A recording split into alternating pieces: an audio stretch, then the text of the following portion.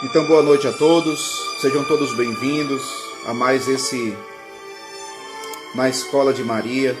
Quero acolher a cada um de vocês nesse momento, hoje com mais um tema muito rico, que com certeza vai alimentar a nossa espiritualidade, a nossa fé, e com certeza vai ser um grande aprendizado, e claro, aprendendo sempre com ela, com Maria, com Nossa Senhora. Por isso, vamos iniciar esse nosso encontro de hoje rezando. Em nome do Pai, do Filho e do Espírito Santo. Amém. Vamos pedir o auxílio do Espírito Santo de Deus, que Ele possa nos ajudar, que Ele possa nos conduzir durante todo esse momento. Que o Espírito Santo fale aos nossos corações, que o Espírito Santo, Ele forme Cristo em nós, assim como fez com Maria. Vinde, Espírito Santo, enchei os corações dos vossos fiéis, e acendei neles o fogo do vosso amor. Enviai, Senhor, o vosso Espírito, e tudo será criado, e renovareis a face da terra. Oremos.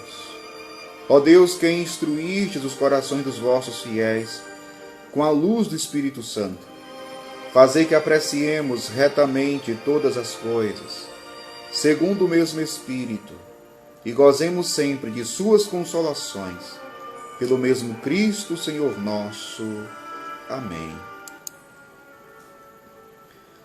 Também peçamos a intercessão de Nossa Senhora, Mãe Mestra. Ave Maria, cheia de graças, o Senhor é convosco. Bendita sois vós entre as mulheres, bendito é o fruto do vosso ventre, Jesus. Santa Maria, Mãe de Deus, rogai por nós, pecadores, agora e na hora de nossa morte. Amém. Glória ao Pai, ao Filho e ao Espírito Santo, como era no princípio, agora e sempre. Amém. Sede da sabedoria, rogai por nós. Então, queridos irmãos e irmãs, vamos iniciar nosso momento formativo. Qual é o tema de hoje? Hoje, deixa eu explicar logo para vocês uma coisa. Hoje nós estaremos iniciando uma série de formações consecutivas a respeito. O tema principal é perseverantes na oração com Maria, a mãe de Jesus. O tema é este, certo? Perseverantes na oração com Maria, a mãe de Jesus. Esse é o tema geral. Porém, nós vamos ver aqui alguns subtítulos, tá? Que, como eu falei, vai ser uma formação consequência. A gente vai ver alguns subtítulos. Hoje nós veremos 2 subtítulos e na próxima quarta-feira nós continuaremos com outros subtítulos. Mas o tema geral, o título geral é este: perseverantes na oração com Maria, a mãe de Jesus. Tá? Então, para nós iniciarmos, qual é o primeiro subtítulo? O primeiro subtítulo é Com Maria no cenáculo, à espera do Espírito Santo. Esse é o primeiro subtítulo de hoje. Com Maria no cenáculo, à espera do Espírito Santo. À espera do Espírito Santo. Agora, eu queria começar lendo um versículo dos Atos dos Apóstolos. Capítulo 1, versículo 14. Atos dos Apóstolos, capítulo 1, versículo 14, que diz assim: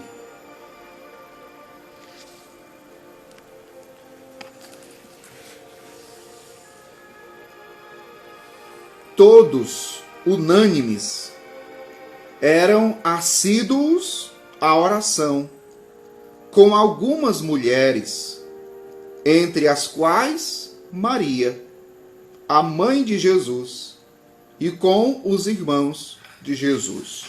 Palavra do Senhor, graças a Deus. Então, eu quis ler este versículo porque qual é o contexto aqui desse versículo? É aquele momento em que os apóstolos, eles estão no cenáculo com Maria, à espera do Espírito Santo. À espera do Espírito Santo. E diz o versículo que todos eram unânimes, assíduos à oração. E tinha ali algumas mulheres, entre as quais Maria, a mãe de Jesus. A mãe de Jesus. Então, o Pentecostes está no fim da vida de Jesus, depois que a história da salvação atingiu seu cume. Nós sabemos disso. Agora, entre nós e o Espírito Santo, havia como que dois muros de separação que o impediam de comunicar-se a nós. Qual eram esses muros que impediam o Espírito Santo de se comunicar a nós? O primeiro é o muro da natureza. E o segundo é o muro do pecado. Muro da natureza e o muro do pecado. O primeiro muro, que é o muro da natureza, o muro da natureza porque o Espírito Santo é Espírito e nós somos carne. O Espírito é Espírito, o nome já diz, nós somos carne. Ele é Deus, Ele é Deus, nós somos homens. Entre ambas as realidades há um abismo. Entre ambas as realidades há um abismo. Então é o primeiro muro, o muro da natureza. O segundo muro é o muro do pecado. Porque a distância criada pela natureza tinha se acrescentada a do pecado.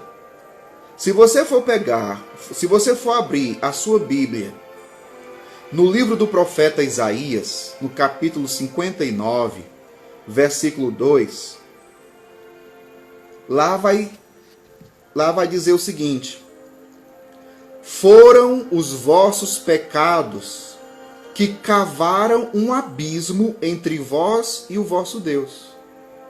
Então, por conta do pecado, foi cavado um abismo entre a humanidade e Deus. É o muro do pecado. Então, era necessário que fossem derrubados esses dois muros, ou preenchidos esses dois abismos, para que o Espírito pudesse ser derramado em nós. E isso é o que aconteceu graças à obra de Cristo. Esses muros foram derrubados graças à obra redentora de Cristo. Primeiro, com a encarnação do Verbo, com a encarnação de Jesus, ele derrubou o primeiro muro, o muro da natureza. O muro da natureza. Com a sua encarnação, ele derruba o muro da separação da natureza. Por quê? Porque ele uniu a si Deus e homem. Jesus Cristo é verdadeiramente Deus e verdadeiramente homem. Então, ele derrubou o muro de separação da natureza, unindo a si mesmo Deus e o homem, o espírito e a carne. Ele criou uma ponte indestrutível entre as duas realidades. Por isso é que na carta aos Hebreus, se você for ler a carta aos Hebreus, o autor da carta aos Hebreus vai chamar Jesus de quê? De sumo e eterno sacerdote. Ele é o sumo pontífice. Ele é a ponte que nos liga a Deus. Ele é a ponte que nos liga a Deus. Então ele, pela encarnação, ele já derruba o primeiro muro, que é o da natureza, e nos liga a Deus. Agora, com a sua Páscoa, ele derrubou o muro da separação do pecado, o segundo muro. O Evangelho de João nos diz que era necessário que antes Jesus morresse para que o Consolador pudesse vir. Não é isso que no Evangelho de João é falado? O Espírito Santo só desceria quando Jesus subisse. É tanto que Jesus diz para os seus discípulos: olha, é melhor para vocês que eu parta, que eu vá para junto do Pai, porque senão o Consolador não vem. Então, morrendo pelos nossos pecados, Jesus derrubou este segundo muro. Destruiu, de São Paulo, o corpo do pecado. Lá em Romanos, São Paulo fala isso, que Jesus lhe destruiu o corpo do pecado. Agora, não há mais nada que impeça ao Espírito de derramar-se, como de fato vai acontecer com Pentecostes. Olha só. Jesus destrói o muro do pecado. E subindo para junto do Pai, ele envia o Espírito Santo. Não tem mais nada que impeça o Espírito Santo ser derramado no dia de Pentecostes. Nada mais impede. Portanto, Jesus ele derruba esses dois muros. No entanto, continuando. Mas se o Pentecostes está no final da realização da salvação, ele está no início de sua aplicação a nós. Eu comecei dizendo aqui que o Pentecostes está no fim da vida de Jesus, depois que a história da salvação atingiu seu cume. Mas isso para a vida de Jesus. Isso para a vida de Jesus. Por isso que eu dizia, se o Pentecostes está no final da realização da salvação, ele está no início de sua aplicação a nós. Ou seja, nós não terminamos com o Espírito, mas começamos com ele. Na vida da igreja e de cada um de nós, o Espírito Santo não chega no fim. Ele não chega no fim como um coroamento de tudo, né? Ou como prêmio por aquilo que nós fizemos ou sofremos. Não. É o contrário. Não poderíamos fazer nada, nem dizer meritoriamente Jesus é o Senhor, como diz São Paulo na carta aos Coríntios, se não tivéssemos o Espírito Santo. Se não tivéssemos o Espírito Santo. A nossa vida espiritual, ela começa com o batismo, que é exatamente o nosso Pentecostes. Repito, a nossa vida espiritual começa com o batismo, que é exatamente o nosso Pentecostes. Nós só iniciamos uma vida espiritual por quê? Porque o Espírito Santo foi derramado sobre nós. Então, é graças ao Espírito Santo que podemos imitar Maria na encarnação, concebendo e dando à luz Cristo e tornando-nos espiritualmente também nós, sua mãe. É ainda graças ao Espírito Santo que podemos imitar Maria no mistério pascal, estando com ela com fé e esperança debaixo da cruz. Se nós estamos aqui para aprendermos com Maria, e aprendermos não só teoricamente, mas a vivermos o que ela viveu, Só conseguiremos da forma como ela viveu. E como ela viveu? Pelo Espírito Santo. Porque tudo que ela viveu, ela conseguiu viver pela ação da graça, pela ação do Espírito Santo nela. Esse era eu quis começar aqui. Esse primeiro tópico, subtítulo, era como que uma introdução geral daquilo que nós vamos ver. Porque nós vamos entrar agora no segundo subtítulo, que é o seguinte: Maria durante e depois de Pentecostes. Maria durante e depois de Pentecostes. O que aconteceu com Maria em Pentecostes e depois de Pentecostes? Então, é interessante nós percebermos que Maria, ela está presente em 3 momentos constitutivos do mistério cristão e da igreja. 3 momentos, os 3 grandes momentos. Que 3 grandes momentos são esses? Primeiro, a encarnação. Segundo, o mistério pascal. Ela estava lá, aos pés da cruz, de pé. E o Pentecostes. São 3 grandes momentos constitutivos do mistério cristão e da igreja: encarnação, mistério pascal e o Pentecostes. Ela estava presente nos 3.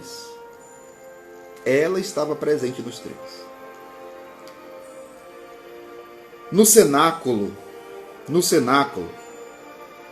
Maria está num plano totalmente diferente, superior, não só aos das mulheres que ali estavam, mas também a dos apóstolos. Olha que interessante. Ela está num plano superior ao dos apóstolos e daquelas mulheres que estavam lá. Nós vamos compreender isso. Por quê? O que significa? O que significa o fato de Maria estar ali? E interessante, se vocês prestarem atenção no versículo que eu li, como é que São Lucas apresenta Maria ali no cenáculo? Como a mãe de Jesus. A mãe de Jesus. Então, o que significa o fato de Maria estar ali como a mãe de Jesus? O que significa isso? Significa que o Espírito Santo que está para vir, eles estavam esperando o cumprimento da promessa do Pai, que era o derramamento do Espírito Santo em Pentecostes. Então, repita a pergunta para que você entenda bem. O que significa o fato de Maria estar ali como a mãe de Jesus? Resposta: é que o Espírito Santo que está para vir é o Espírito do seu Filho. É o Espírito do seu Filho. E entre ela e o Espírito Santo há uma ligação objetiva e indestrutível. Que ligação objetiva e indestrutível é esta? É o próprio Jesus. É o próprio Jesus que Maria e o Espírito Santo geraram. Maria,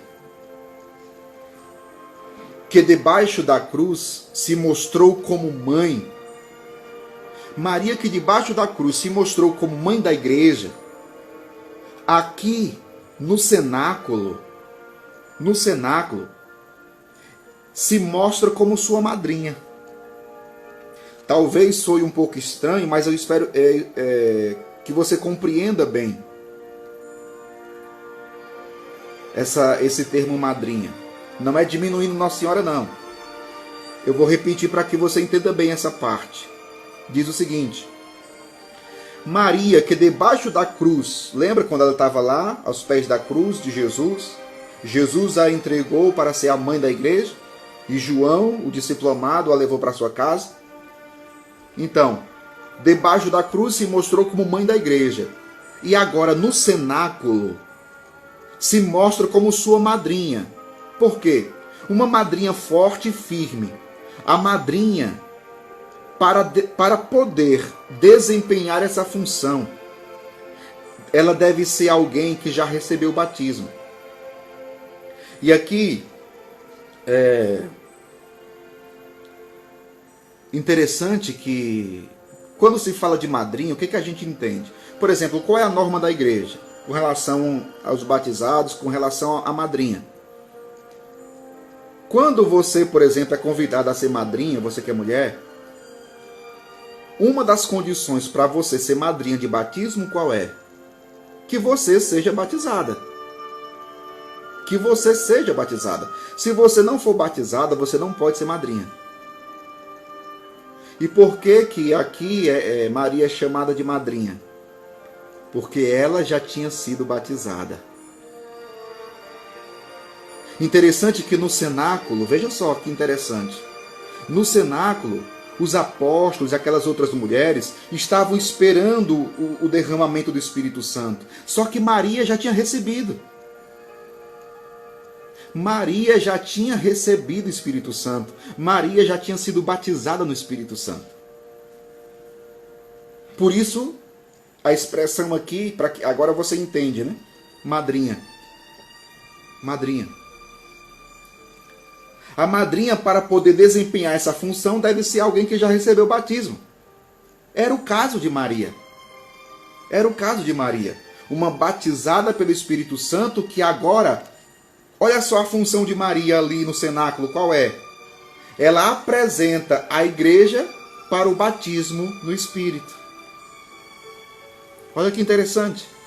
Assim como hoje, na igreja, por exemplo, quando se vai batizar uma criança, tem a madrinha e o padrinho. Ou seja, qual é a função deles ali? Apresentar o afilhado para receber o batismo. A expressão madrinha aqui é nesse sentido.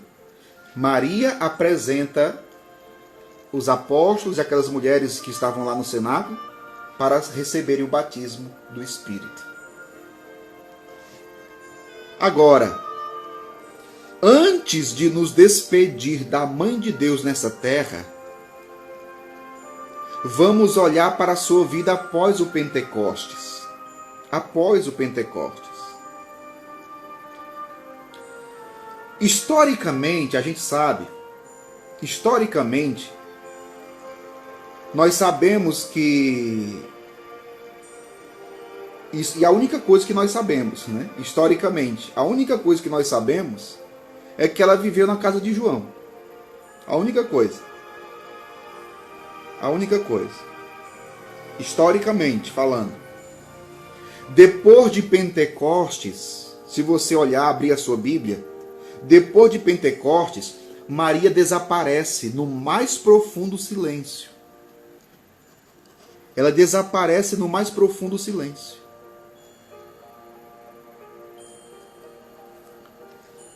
A sua agora é uma vida escondida com Cristo em Deus, como diz São Paulo aos Colossenses. A sua vida está escondida com Cristo em Deus. Não é isso que São Paulo fala aos Colossenses?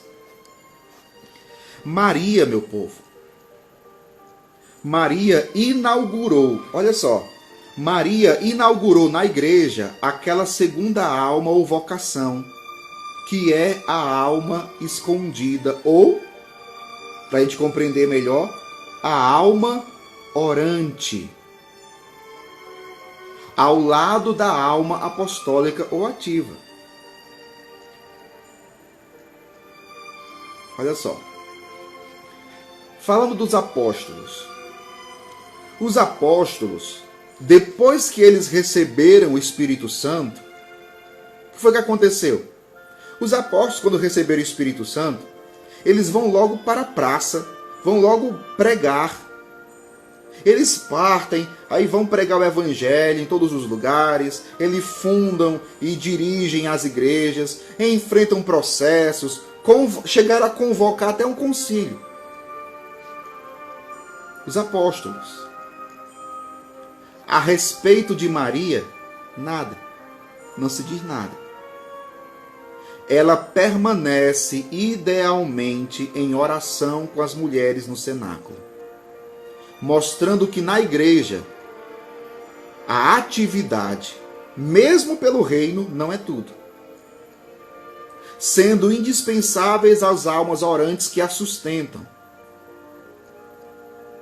Maria é o modelo desta igreja orante. Na igreja, a gente sempre fala do trabalho, nas palavras que a gente usa popularmente, né? Para traduzir isso daqui. Nós falamos do trabalho e da oração, né? São Bento falava isso, né? Ora et labore, em latim, que significa orar e trabalhar. Orar e trabalhar. Os apóstolos estavam trabalhando muito. Como dizia anteriormente, assim que receberam o Espírito Santo, saíram para pregar o Evangelho, para fundar e dirigir as igrejas. Maria não, ela permanece com a sua alma orante ali. Maria é o modelo desta igreja orante. Procuremos entender o carisma de Maria a partir da experiência dos santos. Já que na Sagrada Escritura, depois de Pentecostes, não se fala mais nada a respeito de Maria, vamos procurar entender o carisma de Maria a partir da experiência dos santos. E eu começo aqui falando de Santa Teresinha do Menino Jesus. Santa Teresinha do Menino Jesus, ela mesma descreve como descobriu a sua vocação na igreja. Como foi que Santa Teresinha do Menino Jesus encontrou ou descobriu a sua vocação na igreja? Ela ouvindo São Paulo fazer uma lista dos vários carismas.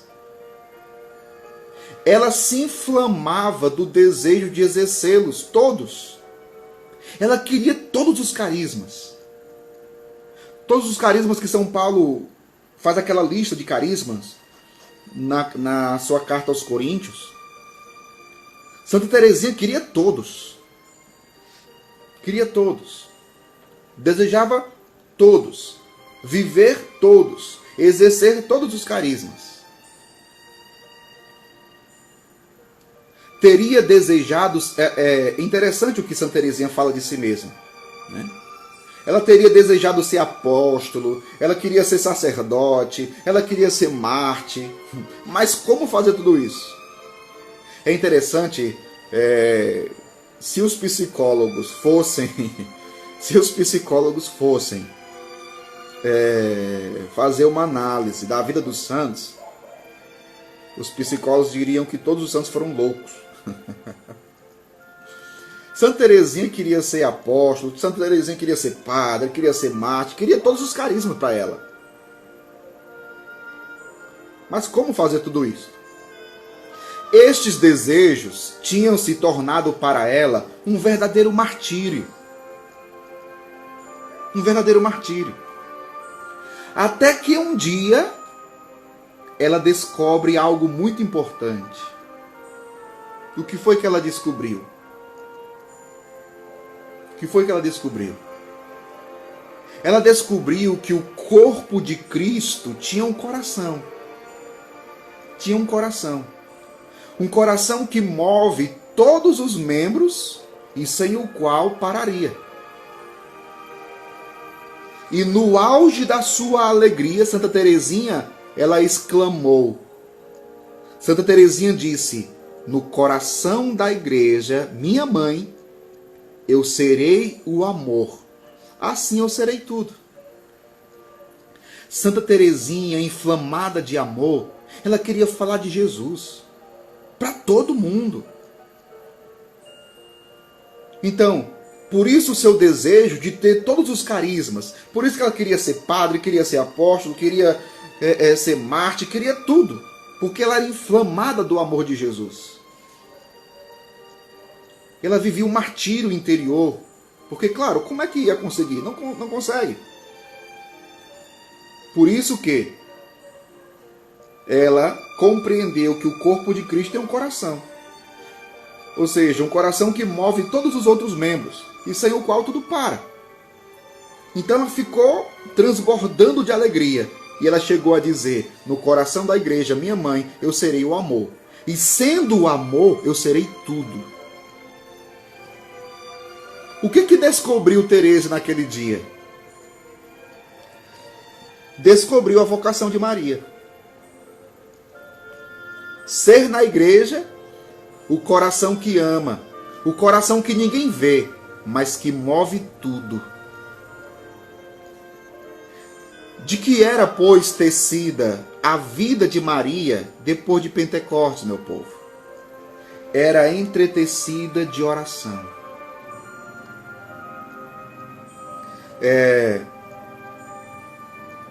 O biógrafo de São Francisco de Assis, ele afirma que pelo fim da vida, São Francisco já não era um homem que rezava, mas um homem feito de oração.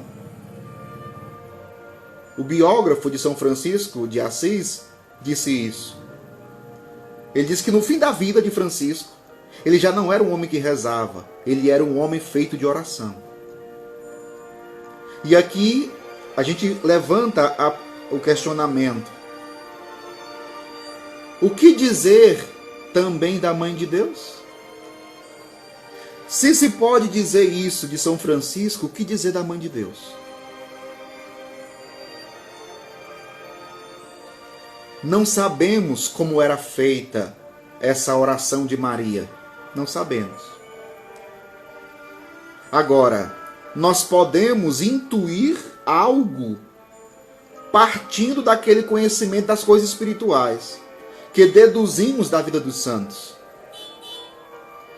Os santos, e especialmente os místicos, descreveram o que acontece na alma depois que passou pela noite da fé e se transformou toda em Cristo. A alma torna-se como um fogo de amor. A alma torna-se como um fogo de amor. Sua vida torna-se, segundo a definição de Santo Agostinho, toda ela um santo desejo. Toda ela um santo desejo. São João da Cruz, ele escreveu um pequeno poema intitulado Cântico da Alma que se consome pelo desejo de ver a Deus. Esse era o título de um dos poemas de São João da Cruz. Cântico da alma que se consome pelo desejo de ver Deus. E cada estrofe desse cântico termina com o refrão. Qual o refrão desse cântico? Morro porque não morro. Morro porque não morro. Nesta etapa, a separação de Deus é para a alma muito mais dolorosa e insuportável do que a separação do corpo. Por isso é que São João da Cruz diz: morro porque não morro. Um místico siríaco da antiguidade, ele expressando os mesmos sentimentos de São João da Cruz, ele diz: não é pelo banquete que é langueço, mas pelo desejo do esposo. Quer dizer, não é para receber a recompensa, não é para receber a recompensa que a alma deseja pelo céu, que a alma anela pelo céu, mas unicamente por puro amor de Deus. E aqui eu lembro também volto para São Francisco, porque São Francisco, ele chegou um momento que ele disse assim: olha, se você busca a Deus por causa da vida eterna, cuidado. Ou seja, quem é que não quer a vida eterna? Nós queremos, né? É claro que São Francisco também queria. Mas como entender essa frase de São Francisco? Olha, se você busca Deus pela vida eterna, cuidado. É porque São Francisco ele chegou num estado de vida espiritual e de amor a Deus tão elevado que ele amava a Deus independentemente da vida eterna. Ele não amava a Deus só para receber a vida eterna. Isso é muito profundo. Isso é muito profundo. De fato, é tão grande nessa etapa a necessidade e o desejo da alma de unir-se com Deus e de possuí-lo plenamente, que continuar a viver aqui na terra, dizem os santos, torna-se um verdadeiro martírio. Foi a experiência dos santos. Se você for ler a vida dos santos, é essa a experiência deles, principalmente a dos místicos. Desejavam tanto se unir a Deus, que já não queriam mais viver aqui na terra. Chegavam a desejar a morte. Ela não consegue entender por que Deus ainda a mantém longe dele, no exílio, como que esquecido completamente dela, apesar de saber que já não pode viver separada dele. Tem um salmo, que é o Salmo 42. O Salmo 42 diz assim: a minha alma tem sede do Senhor, do Deus vivo. Quando poderei eu chegar para contemplar a face de Deus? Salmo 42, versículo 3. Quando poderei chegar? Quando? Jesus, no Evangelho de Mateus, Jesus ele diz o seguinte: onde está o nosso tesouro, ali está também o quê? O nosso coração. O nosso coração. A pergunta é: e onde estava o tesouro de Maria? Onde estava Jesus? Se isso acontece humanamente com muitas mães, e aqui dou o exemplo das mães, com muitas mães, por exemplo, que perderam filho em idade jovem. Quantas mães perderam o filho em idade jovem e ficaram sozinhas? Pensemos como o experimentou Maria. São Paulo, que era um grande amigo de Jesus. Nós sabemos que São Paulo era um grande amigo de Jesus. Mas era um amigo, não era mãe. Mas São Paulo, na carta aos Filipenses, São Paulo, ele diz assim: eu desejo partir para estar com Cristo. São Paulo escreve isso aos Filipenses. Eu desejo partir para estar com Cristo. O que significa esse partir? Morrer. Os santos desejavam a morte. Os santos não tinham medo da morte não, meu povo.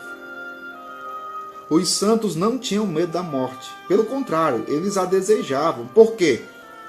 Porque eles queriam essa união definitiva com Deus. Como dizia anteriormente, o coração dos santos já estava tão inflamado do amor de Deus que eles já não queriam mais viver nesse mundo. Queriam morrer para estar com Deus nos céus. E por isso São Paulo também diz: eu quero partir. Eu desejo partir para estar com Cristo.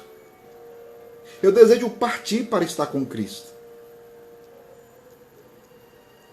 Agora, se São Paulo disse isso, o que dizer de Maria? O que dizer de Maria? De novo, que poderia ter experimentado quando rezava os salmos, aqueles salmos de peregrinação, né? Os salmos de peregrinação dizem: o meu corpo anela por vós, a minha alma desfalece e consome-se pelos átrios do Senhor. Não é isso que o salmo diz?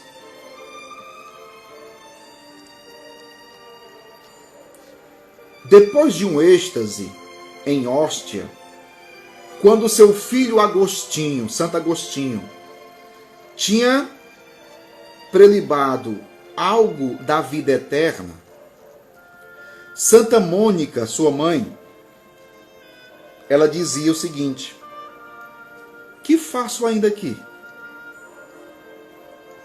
O que eu faço ainda aqui nesse mundo? E depois de poucos dias morreu. Que faço ainda aqui? Estas palavras não teriam às vezes brotado também dos lábios da mãe de Jesus?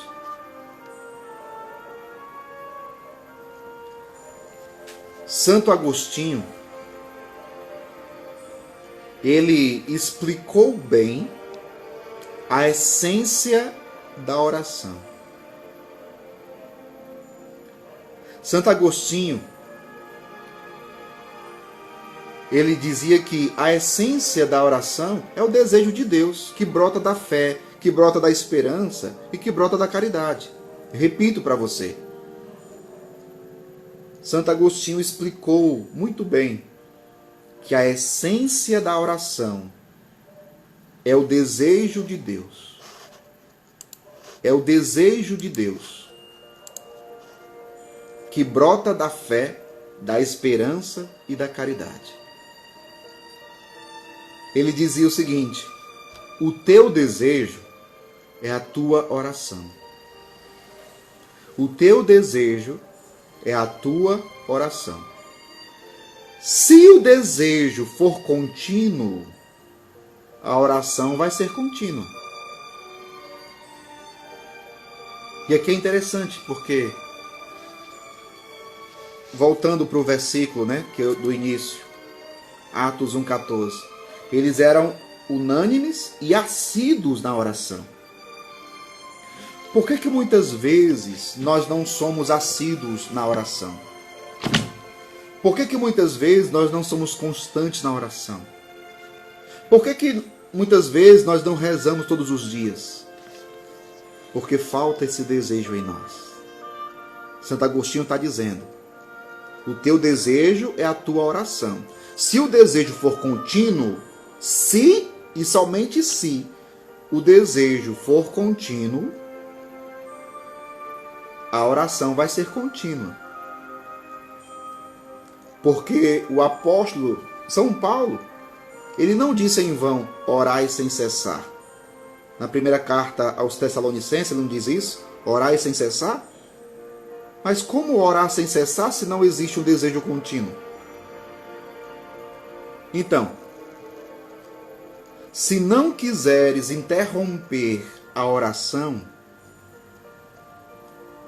nunca cesses de desejar. O teu desejo contínuo será a tua voz contínua. Maria,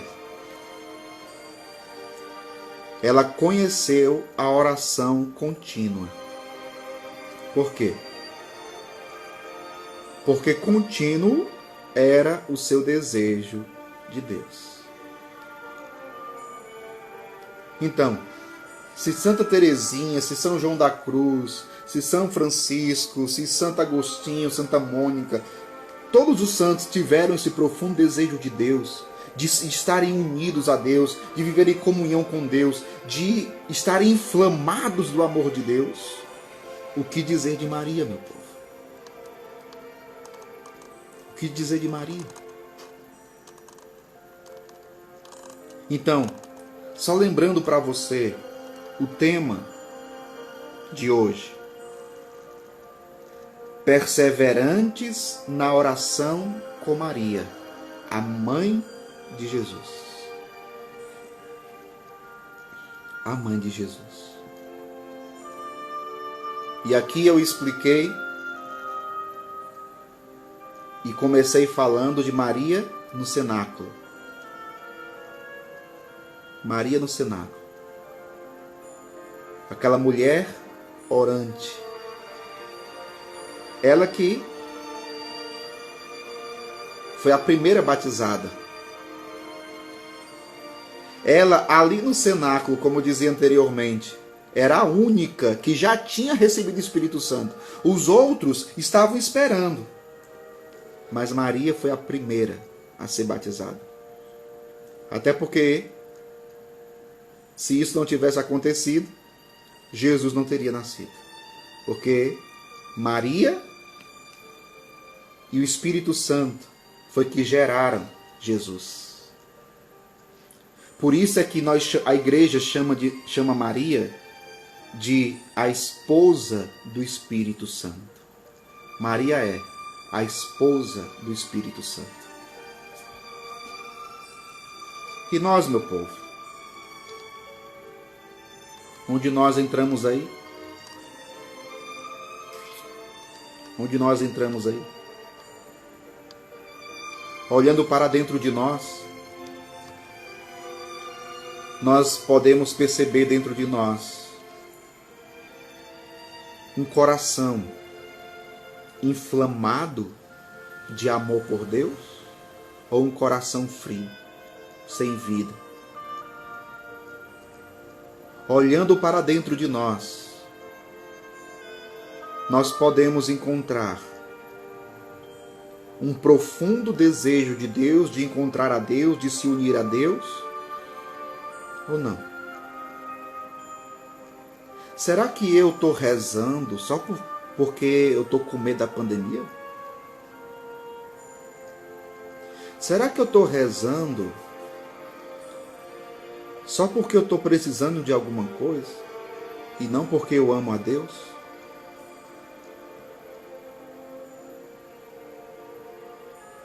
Qual é o desejo do meu coração? Qual é o desejo do meu coração? Olhemos para Nossa Senhora e aprendamos com ela. Maria, toda santa, toda pura, toda de Deus. Imagine qual não era o desejo na alma de Maria por Deus. Então, por que nós buscamos a Deus? Por que nós rezamos? Ah, padre, eu estou rezando para que a pandemia passe, acabe. Sim, e quando passar? E aí? Quando passar? Quando o tempo difícil passar? Quando o problema se resolver? Quando o sofrimento for superado? E aí? O nosso coração vai estar inflamado de amor? O nosso coração vai ser como aquela sarça ardente que Moisés viu? Aquela sarça ardente. Aquele fogo que não consumia a sarça. O coração de Maria era daquele jeito. O coração de Maria era inflamado. Existia a chama acesa, uma chama viva do amor de Deus, que inflamava o coração de Maria.